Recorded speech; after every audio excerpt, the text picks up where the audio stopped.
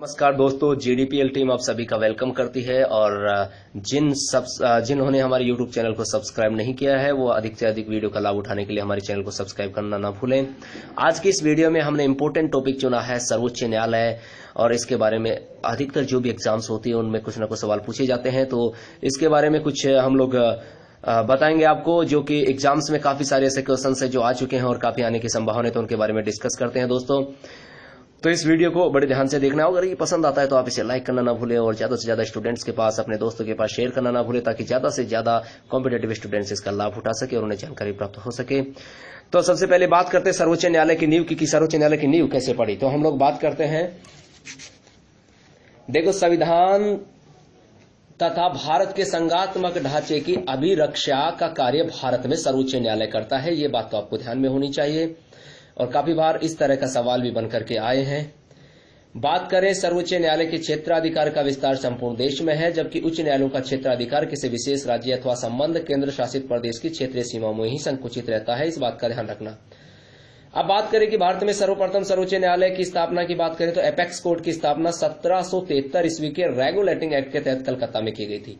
तो यहाँ पर दो बात निकल करके आ रही है। एक तो रेगुलेटिंग एक्ट कब आया, 1773 में, 1773, और सर्वोच्च न्यायालय के एपेक्स कोर्ट की यानी कि सर्वप्रथम स्थापना की बात करें तो इसी के तहत कलकत्ता में की गई।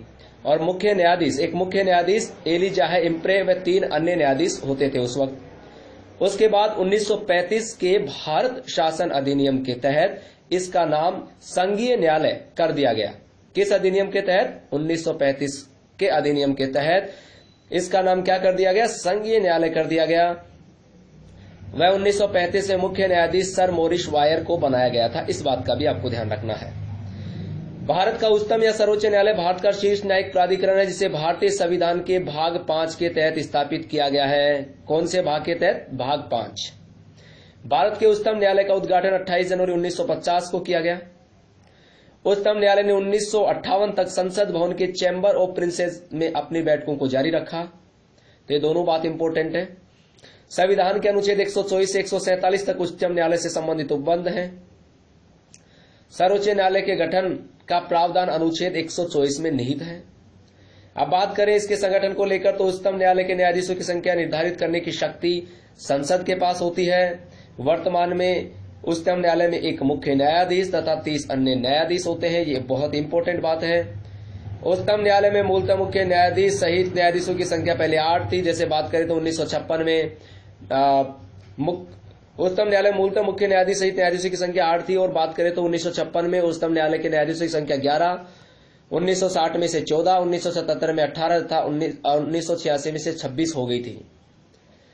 और अब बात करें तो 21 फरवरी 2008 को केंद्र सरकार ने उच्चतम न्यायालय में मुख्य न्यायाधीश के अतिरिक्त न्यायाधीशों की संख्या को बढ़ाकर 25 से कितनी कर दी है? 30 कर दी है।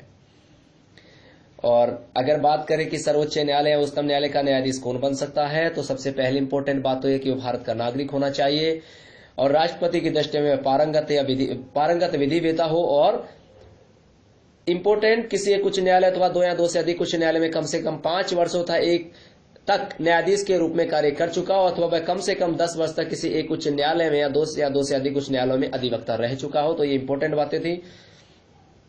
अब बात करते हैं कुछ और अन्य इंपॉर्टेंट बातों की, जो कि आपके एग्जाम की दृष्टि से अति महत्वपूर्ण है। तो देखिएगा, उच्चतम न्यायालय एक अभिलेख न्यायालय होता है, ऐसा अनुच्छेद 129 में वर्णित है।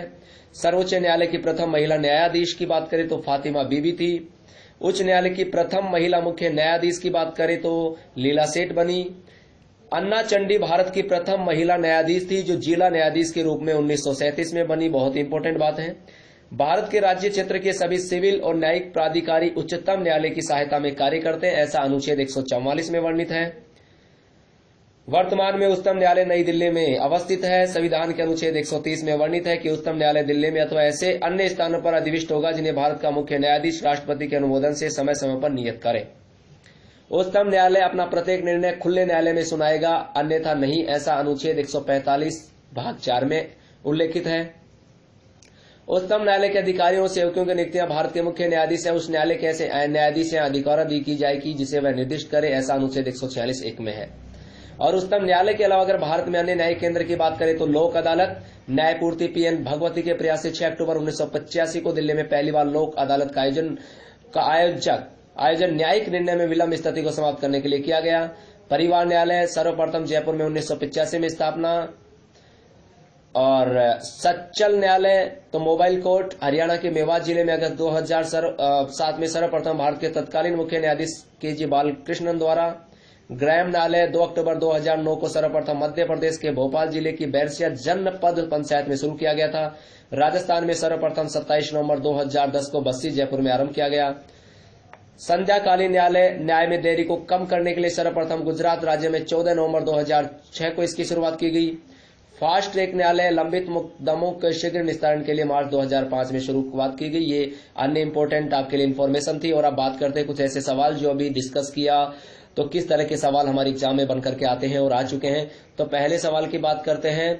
पहला सवाल देखिएगा, आईएएस प्री 1995 में पूछा गया उस सवाल के बारे में डिस्कस करते हैं। केंद्र और राज्यों के बीच होने वाले विवादों का निर्णय करने की भारत के उच्चतम न्यायालय की शक्ति आती है, अर्थात कौन सी शक्ति में आती है?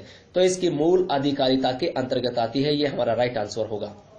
यूपीसीएस की प्री एग्जाम 1997 के एक सवाल के बारे में डिस्कस करते हैं कि सेवानिवृत्ति के पश्चात उच्च न्यायालय के न्यायाधीश वकालत कर सकते हैं, अर्थात कहां वकालत कर सकते हैं?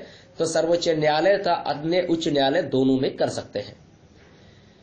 यह भी सवाल आ चुका है, भारत के सर्वोच्च न्यायालय की स्थापना हुई थी तो अभी हमने डिस्कस किया भारत सरकार 1935 के अधीन। और पहली बार जब हमने शुरुआत की थी तो आया था संविधान के व्याख्याकार और संरक्षक कौन है? तो सर्वोच्च न्यायालय। लाभ का पद परिभाषित हुआ है सर्वोच्च न्यायालय द्वारा, यह हमारा करेक्ट आंसर होगा।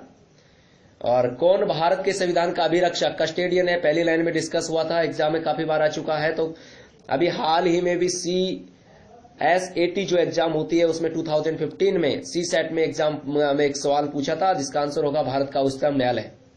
सर्वोच्च न्यायालय में तदर्थ न्यायाधीश की नियुक्ति कौन से अनुच्छेद के तहत होती है? बहुत इंपोर्टेंट है, वेरी वेरी इंपोर्टेंट है, अनुच्छेद 127। भारत में सर्वोच्च न्यायालय की स्थापना कब हुई थी? ये सवाल भी आ चुका है। तो कब हुई स्थापना, यानी कि भारत के सर्वोच्च न्यायालय की स्थापना हुई थी? तो इसमें अकॉर्डिंग टू ऑब्जेक्ट देखना था 1950 के संसद एक अधिनियम के द्वारा, भारतीय संविधान अधिनियम 1947, भारत सरकार 1935 के अधीन। तो कौन सा आंसर होगा? भारत सरकार 1935 के अधीन होगा। एक और सवाल पूछते हैं, सर्वोच्च न्यायालय के अधिकार क्षेत्र में वृद्धि करने का अधिकार किसे प्राप्त है? तो किसे प्राप्त है? संसद को प्राप्त है, यह हमारा आंसर होगा। निम्नलिखित में किसके अंतर्गत भारत में सर्वप्रथम सर्वोच्च न्यायालय की स्थापना हुई थी? ये सवाल भी आ चुका है एग्जाम में। तो किसके तहत हुई थी? सबसे पहले रेगुलेटिंग अधिवेशन 1773 के तहत हुई थी, ये इस सवाल का आंसर होगा। तो इसी तरह के बहुत सारे इंपॉर्टेंट सवाल हैं, इसी तरह के आपके इंपॉर्टेंट टॉपिक्स के वीडियो के बारे में हम लोग लगातार डिस्कस करते रहेंगे। तो हमसे जुड़े रहिएगा और हमारे वीडियो अगर आपको पसंद आते हैं तो इसे ज्यादा से ज्यादा शेयर करने की कोशिश कीजिएगा ताकि ज्यादा से ज्यादा स्टूडेंट इसका लाभ उठा सके। अगले वीडियो में फिर कुछ इंपॉर्टेंट इश्यूज को लेकर के हम मुलाकात करेंगे, तब तक के लिए शुक्रिया।